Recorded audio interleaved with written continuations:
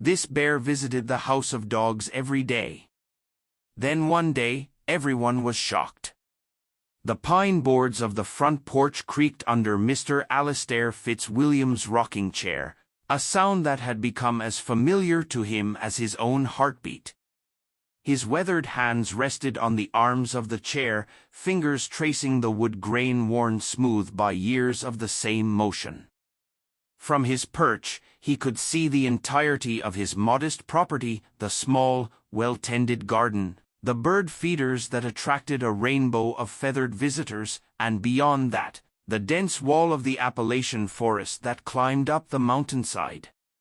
At his feet lay Bumble, sprawled across the porch boards, his golden fur catching the late afternoon sunlight. The dog's substantial girth rose and fell with each contented breath, occasionally punctuated by a gentle snore. Not far from Bumble, curled into a tight ball despite the summer warmth, Button dozed fitfully, one eye half open as though perpetually on guard. "You two are the laziest creatures this side of the mountain," Alistair said fondly, reaching down to scratch behind Bumble's ear.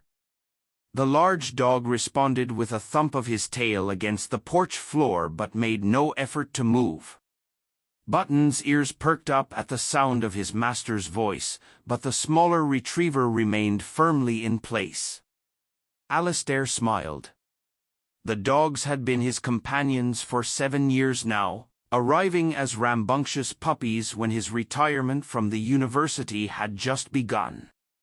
They had filled the silence left by decades of lecture halls and laboratory work.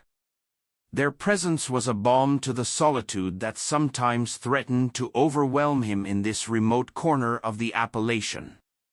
Inside the house, his collection of botanical texts and specimens filled nearly every available surface. Pressed flowers, carefully labeled and preserved, hung in frames along the walls. Field journals filled with his meticulous handwriting and detailed sketches were stacked on the desk by the window where the light was best for his aging eyes. It was a life's work documented and preserved. Yet sometimes he wondered if it meant anything at all now that he had retreated from the academic world. These creatures, though they were real and present, their warm bodies and wagging tails anchored him to the here and now, preventing him from drifting too far into memories or regrets. As the sun began to sink behind the mountain ridge, Alistair rose from his chair. "Come on, boys. Dinner time." At the magic word dinner, both dogs were suddenly animated. Bumble heaved himself to his feet, his entire body wiggling with anticipation. Button darted ahead, always first to the food bowl despite his smaller size and generally timid nature. Inside, Alistair moved around his kitchen with practiced efficiency. The cabin was small but well-designed, with wide windows that let in ample light and gave views of the forest from every room. The kitchen, with its worn butcher block counters and cast-iron cookware hanging from the ceiling beams, was the heart of the home. He prepared a simple meal for himself, a salad with greens and herbs from his garden, topped with a piece of trout he'd caught that morning in the stream that ran along the edge of his property. For the dogs, he mixed their kibble with a little of the fish and some cooked sweet potato. "There you go, gentlemen," he said, placing their bowls on the floor. Button immediately buried his face in his food, eating with single-minded intensity.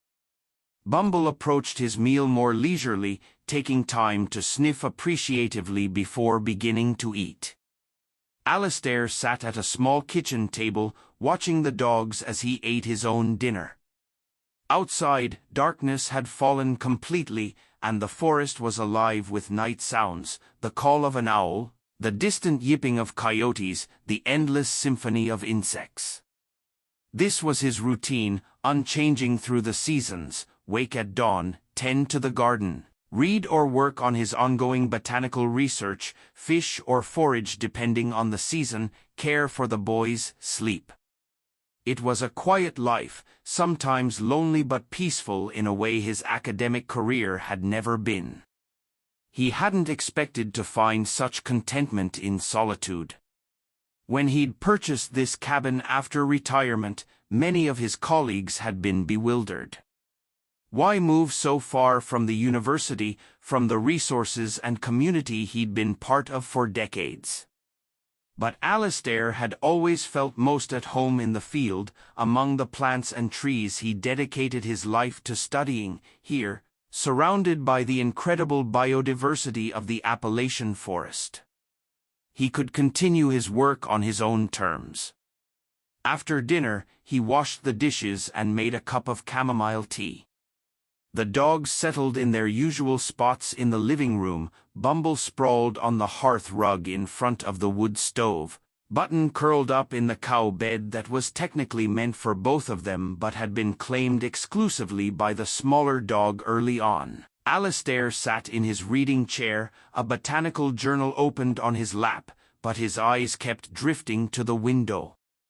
Beyond the glass, the forest was a wall of darkness, mysterious and ancient. Sometimes, especially on quiet nights like this, he felt a strange affinity with the wilderness, as though he and the forest were kindred spirits, both holding secrets and wisdom accumulated over decades. "What do you think, Bumble? Should we take a longer hike tomorrow?" "Perhaps up to the ridge," Alistair asked, looking over at the dog. Bumble raised his head slightly, ears perked, then let out a soft woof that Alistair chose to interpret as agreement. "Button, you will come too?" "Of course." The smaller dog thumped his tail once against the side of the dog bed but didn't open his eyes. Alistair smiled. "I'll take that as a yes." He returned to his journal but soon found his eyelids growing heavy. Setting the book aside, he rose and prepared for bed. The dogs followed him to the bedroom, Bumble settling on the rug beside the bed, Button jumping up to curl at the foot of the mattress. This too was part of their unchanging routine. As he drifted off to sleep, Alistair listened to the sounds of the forest and the gentle breathing of his dogs. Tomorrow would be much like today, and the day after that as well. There was comfort in that consistency, in knowing exactly what to expect. He could not have known that the next morning would bring a change that would reshape their quiet existence in ways he could never have imagined. The mist rose from the forest floor like ghostly fingers, wreathing the trees in white as the first pale light of dawn filtered through the canopy. Alistair stood on the porch, hands wrapped around a steaming mug of coffee, watching the day emerge. The dogs were in the yard, Bumble snuffling along the perimeter fence, Button following a few paces behind as always. It was a typical morning until it wasn't. Alistair saw her first, a substantial shadow moving at the edge of the trees. He froze, coffee halfway to his lips. As the form materialized more clearly through the mist, a bear, a large brown bear, stood at the forest line, perfectly still. "Bumble. Button. Come here now," he called, his voice sharp with urgency. Button immediately responded, darting back to the porch with his tail tucked between his legs. Bumble, however, had also noticed the bear and was standing rigid, staring at the intruder with unusual focus. "Bumble, now." Alistair called again, and finally, the larger dog turned and trotted back to the porch, though he kept looking over his shoulder at the bear, heart pounding. Alistair ushered the dogs inside and closed the door firmly behind them. Through the window, he watched the bear, expecting it to lumber away now that the yard was empty. But the animal didn't move. It simply stood there, its dark eyes seemingly fixed on the house. Alistair had encountered bears before during his years in these mountains. They were generally shy creatures, quick to retreat from human presence. This one's behavior was unusual. It showed no aggression, made no move to approach closer, but neither did it seem inclined to leave. For nearly 20 minutes, the bear remained at the edge of the forest. It eventually sat down, still watching the house with what Alistair could only describe as a pensive expression. Finally, as the morning mist began to burn away under the strengthening sun, the bear rose and disappeared back into the trees. "What do you make of that?" Alistair asked the dogs, who were sitting by the window, their attention still focused on the spot where the bear had been. Neither answered, of course, but Bumble made a soft whining sound that seemed to express curiosity rather than fear. Throughout the day, Alistair found himself glancing repeatedly toward the forest edge, half expecting to see the bear return. He kept the dogs close to the house, unwilling to risk an encounter. That evening, as he sat on the porch watching the sunset, he scanned the tree line with particular attention, but there was no sign of the visitor. "Probably just passing through," he told Bumble, who was lying beside his chair. "No need to worry." But the next morning, as Alistair stepped onto the porch with his coffee, there she was again, the same bear, in almost exactly the same spot, sitting quietly at the edge of the forest. This time, Alistair kept the dogs inside and observed the bear from the safety of the porch. She, and he was increasingly certain it was a female, simply sat there, occasionally sniffing the air or turning her head to follow the movement of a bird, but mostly just watching. Not hunting, not foraging, just being present. The pattern continued for days. Each morning, the bear would appear at the forest edge, remain for a varying length of time, sometimes an hour, sometimes most of the day, and then retreat back into the woods before nightfall. Alistair began to look forward to these visits, finding an unexpected companionship in the bear's silent presence. He started speaking to her from the porch, his voice low and gentle. "Good morning to you," he would say. "Fine day, isn't it? The dogwoods are starting to turn early this year, wouldn't you say?" The bear never responded, of course, but sometimes she would tilt her head slightly, as though listening. After a week, Alistair decided to name her Moss. He said one morning, "That's what I'll call you because you came so quietly, like moss growing on the forest floor." The bear, Moss, continued her daily visits, and gradually Alistair began to relax his vigilance. He would let the dogs into the yard while she was present, though he always stayed close and watchful. Bumble, ever curious, would approach the fence, tail wagging tentatively. Moss never showed any aggression toward the dog, merely watching him with what almost seemed like interest. Button was more cautious, staying closer to the porch when Moss was present, but even he stopped barking at the sight of her. A strange harmony developed between the unlikely quartet, man, dogs, and wild bear, each acknowledging the other's presence without encroaching on boundaries. As weeks passed, Alistair found himself looking forward to Moss's visits. He began to notice details about her, the way one ear had a slight notch in it, the pattern of lighter fur around her muzzle, the careful way she moved, deliberate and mindful. He speculated about her life in the forest, whether she had cubs somewhere, how long she had roamed these mountains. "You know, Moss," he said one morning as he worked in his garden, the bear sitting at her usual spot, "I've studied the flora of these mountains for decades, but I never paid enough attention to the fauna. That was an oversight on my part." He began leaving his field journals on the porch railing, sketching Moss when she visited, noting her behaviors and patterns. It was a new direction for his research, unexpected but invigorating. He found himself consulting his old textbooks, reaching out to former colleagues who specialized in wildlife biology, learning everything he could about the species he had largely overlooked during his career focused on plant life. Summer faded into autumn, and the forest transformed into a blaze of color.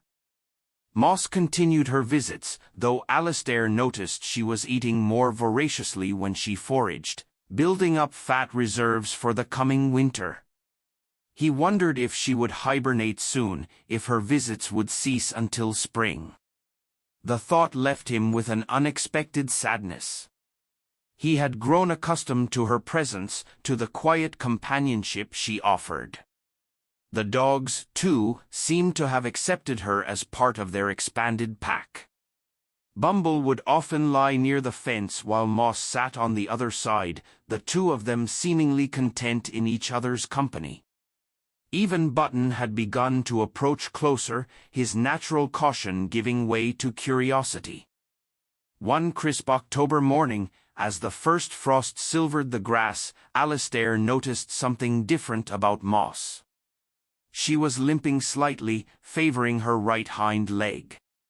When she settled into her usual sitting position at the forest edge, she did so with apparent discomfort, carefully arranging herself to keep weight off the leg.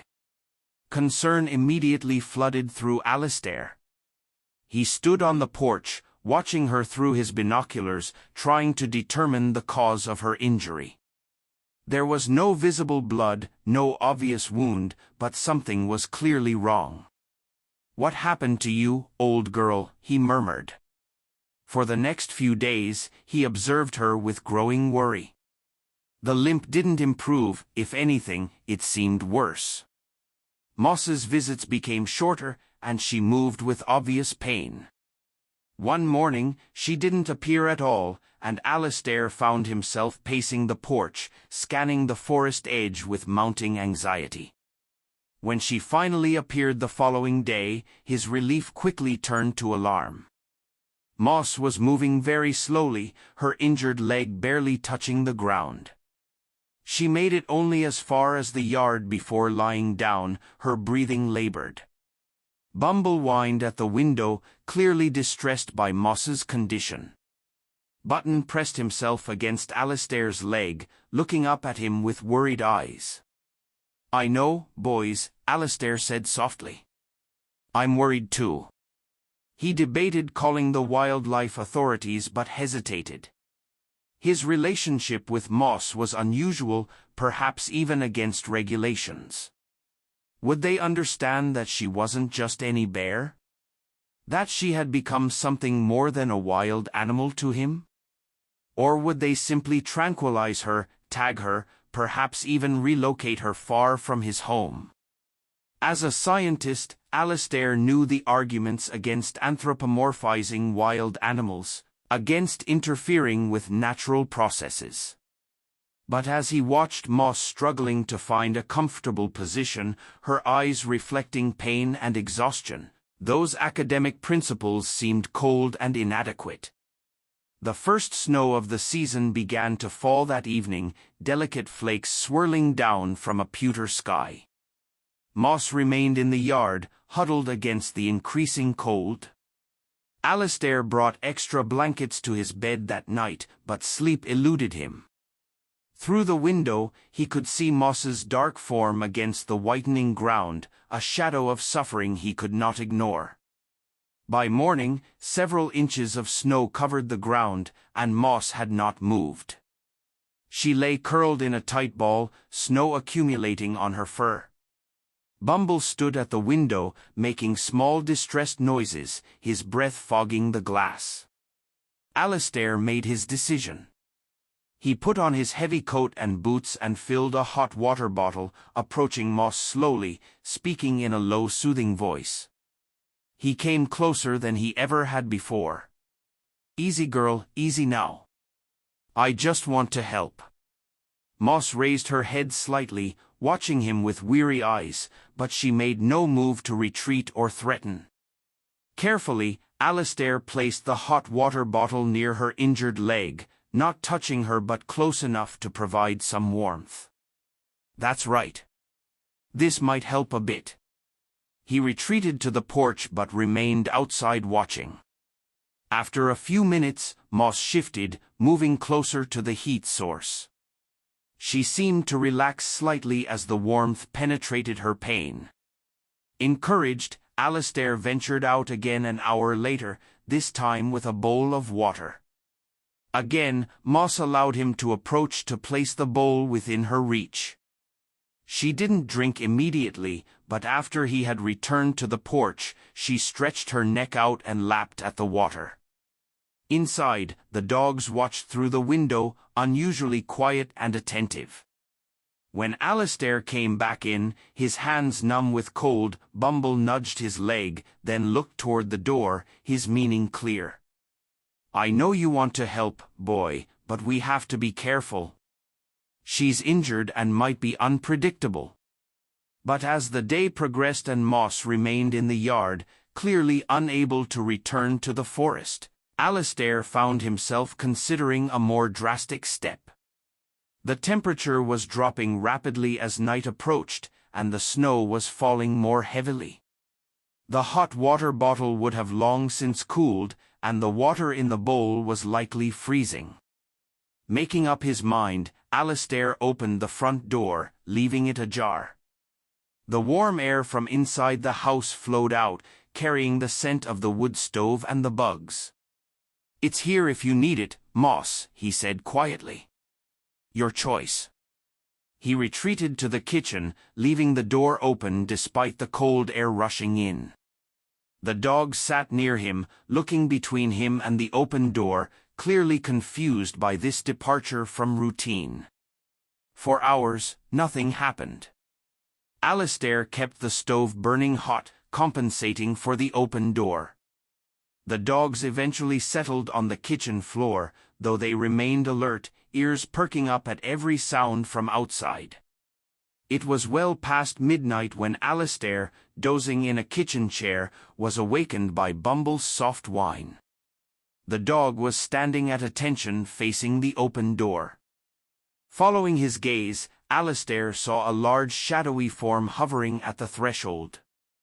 Moss stood in the doorway, snow covering her back, her breath visible in the cold air.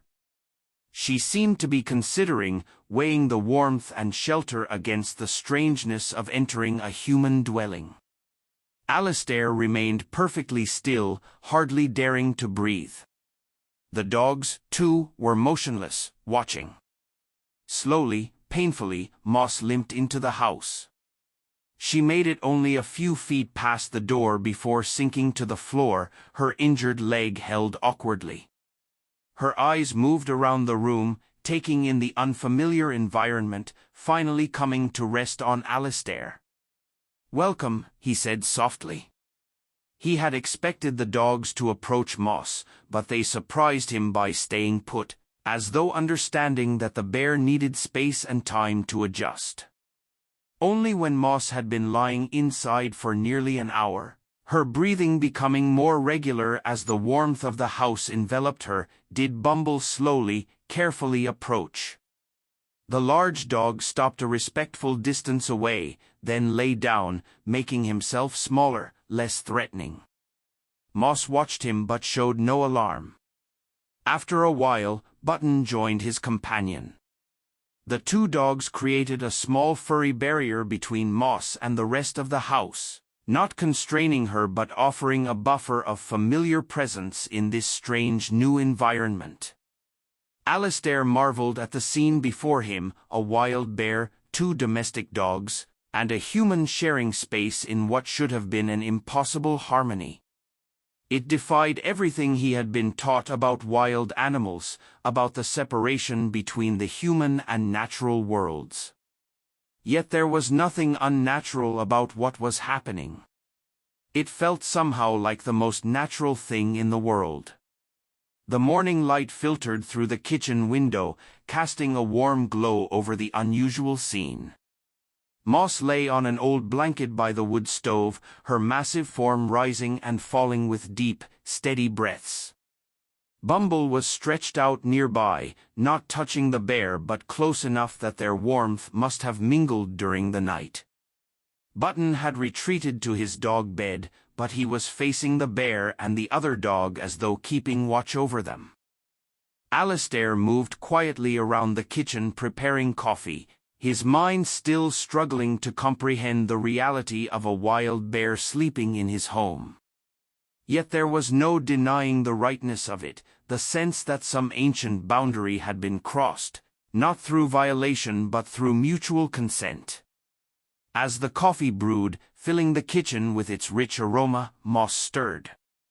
She raised her head, instantly alert, eyes finding Alistair.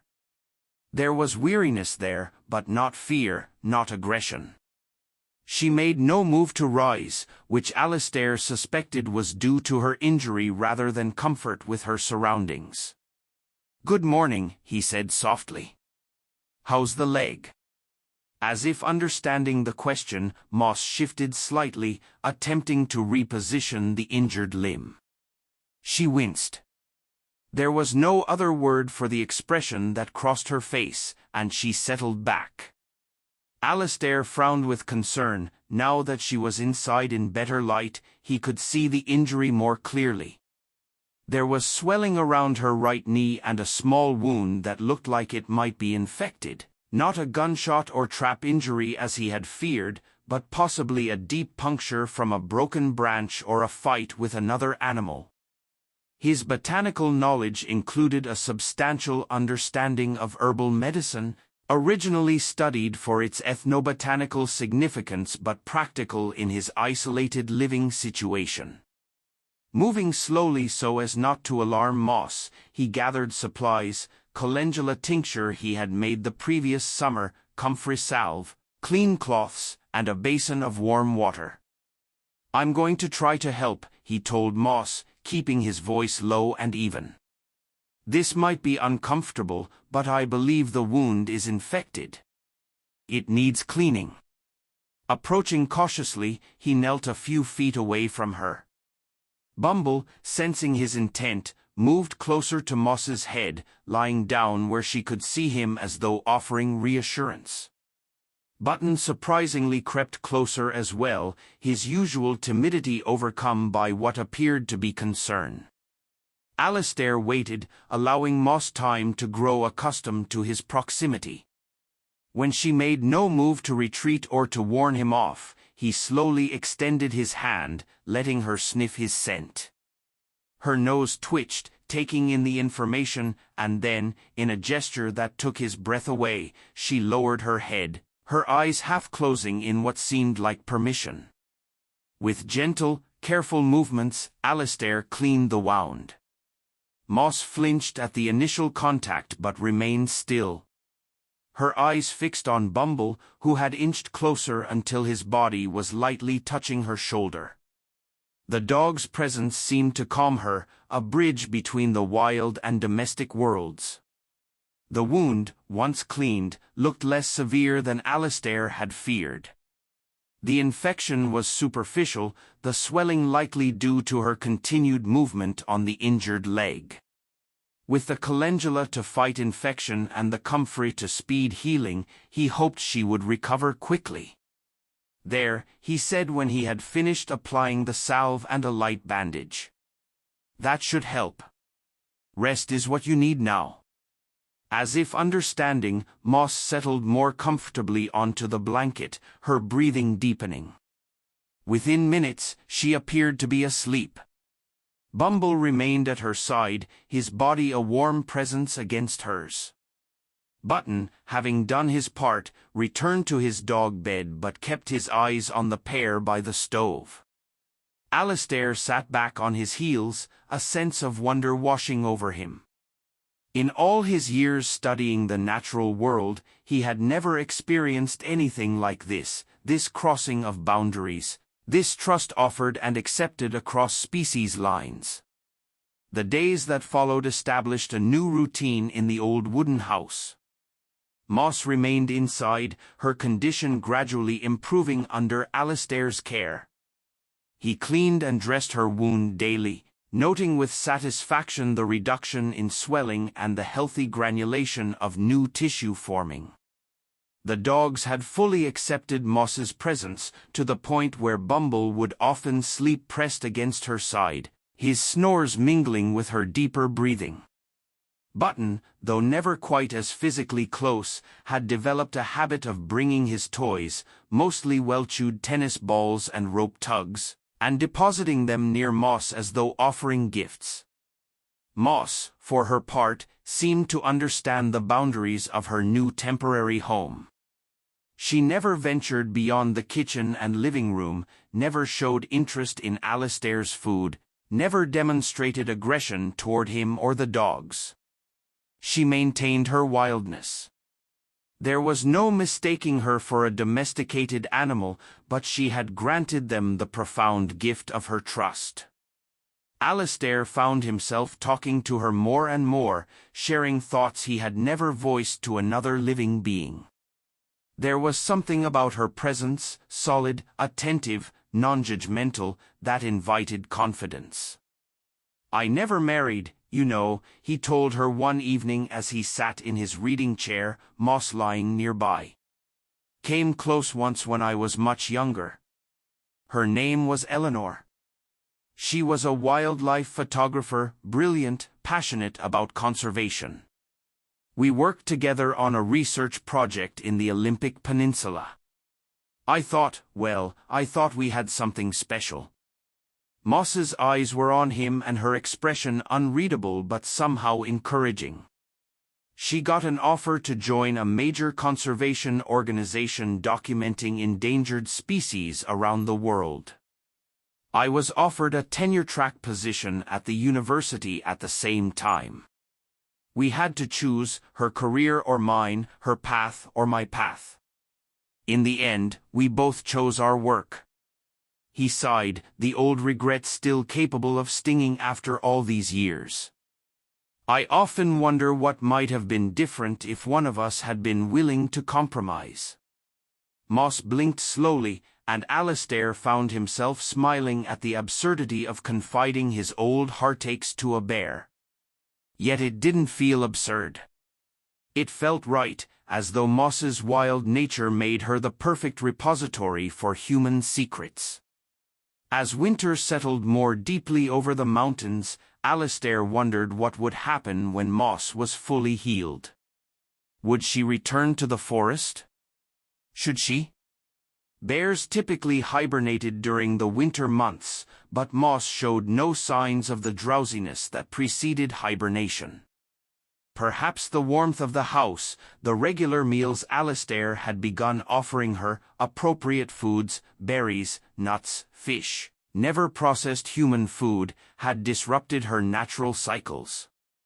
The question was answered for him one crisp morning in early December. Moss's wound had healed completely, though she still favored the leg slightly. She had been restless for days, pacing from window to window, gazing out at the snow-covered forest with what Alistair recognized as longing. That morning she stood by the front door, looking back at him expectantly. "You want to go out," he said, understanding immediately. Bumble, sensing something important was happening, came to stand beside Moss, looking up at her with what could only be described as concern. Button joined them, pressing against Bumble's side. Alistair felt a tightening in his chest, sorrow mingled with acceptance. "Of course, you're well now. The forest is your home." He opened the door. Cold air rushed in, carrying the scent of pine and snow. Moss stood at the threshold, looking out at the winter landscape, then back at Alistair. "It's all right," he said softly. "Go on." Slowly, with dignity, Moss stepped outside. She paused on the porch, breathing deeply, her exhale visible in the cold air.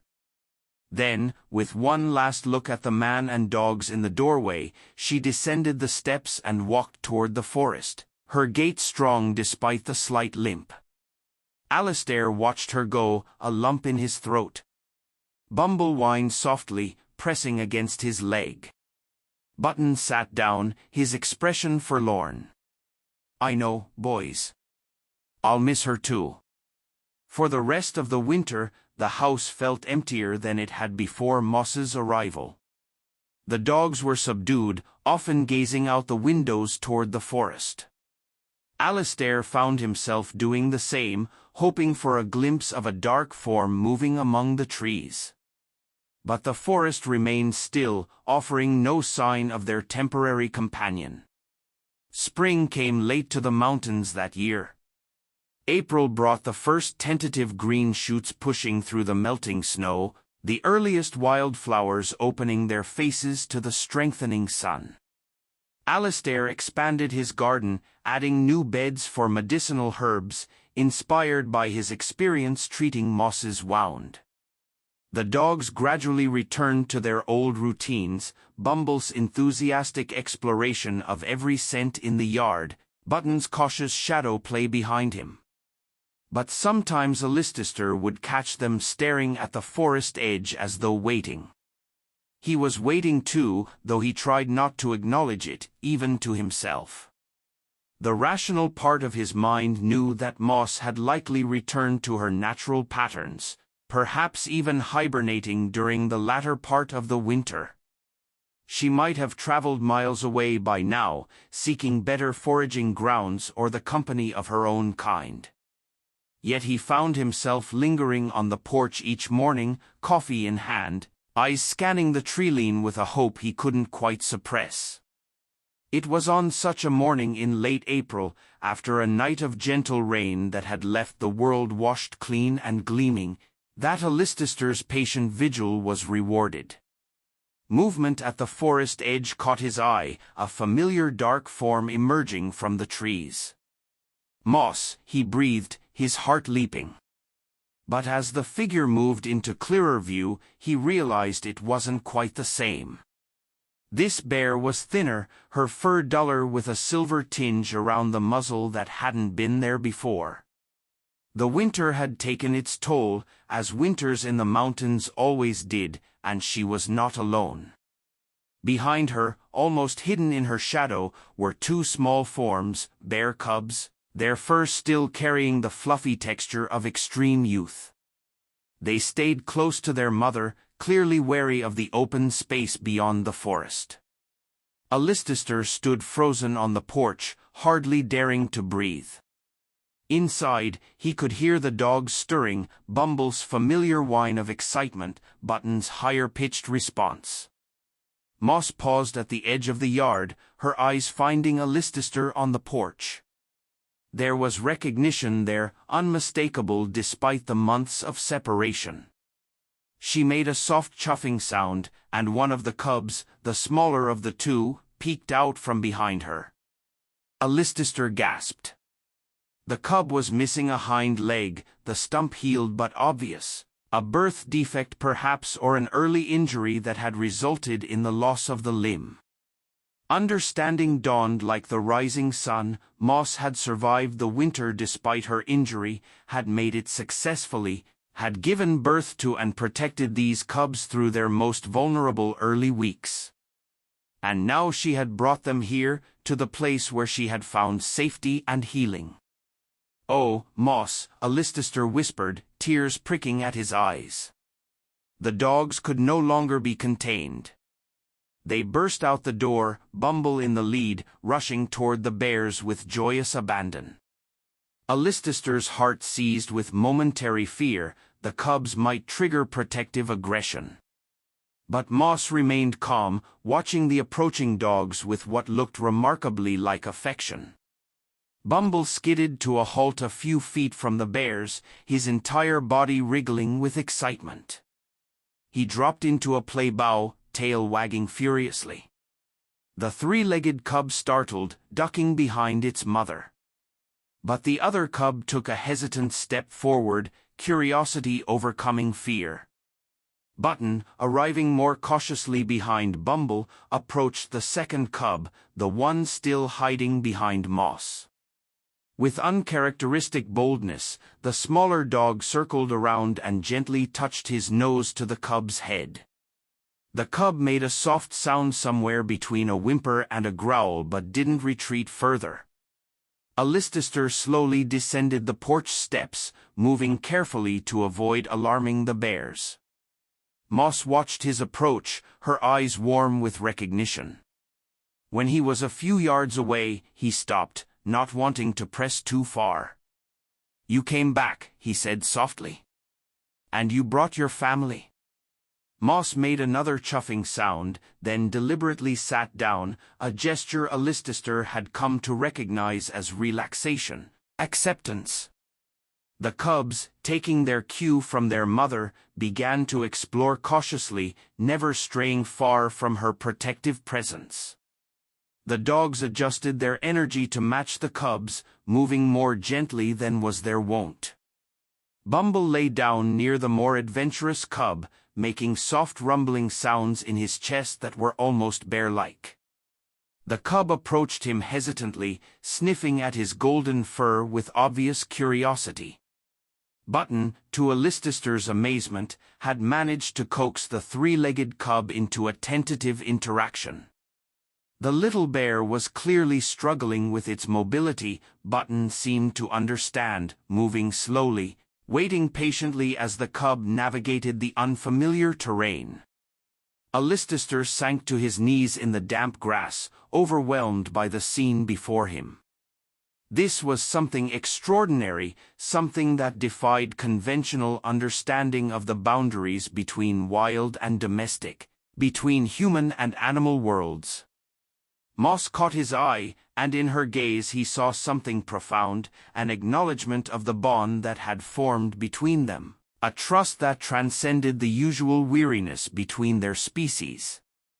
She had brought her cubs here not just for safety but for connection, for the continuation of something that had begun during her time of vulnerability. The yard, bathed in spring sunlight, became a place of miracle. A space where ancient divides were bridged by something simpler and more fundamental than human categories could capture. It was trust, yes, but also recognition, a sensing of kindred spirits across the seemingly unbridgeable gap of species. As he watched the dogs and bear cubs beginning their tentative play, Alistair felt a completeness he had never known before. His academic career, his years of research and publication, his careful documentation of botanical specimens, all of it paled beside this moment of connection, this bridge built between worlds. Moss shifted her position, stretching out in the sun, her eyes half closing in contentment. The three-legged cub hobbled over to her, leaning against her side while still keeping a watchful eye on Button, who had settled nearby. The other cub had grown bolder, batting playfully at Bumble's wagging tail, the dog responding with gentle patience to the cub's clumsy overtures. Alistair remained where he was, unwilling to disrupt the delicate harmony unfolding before him.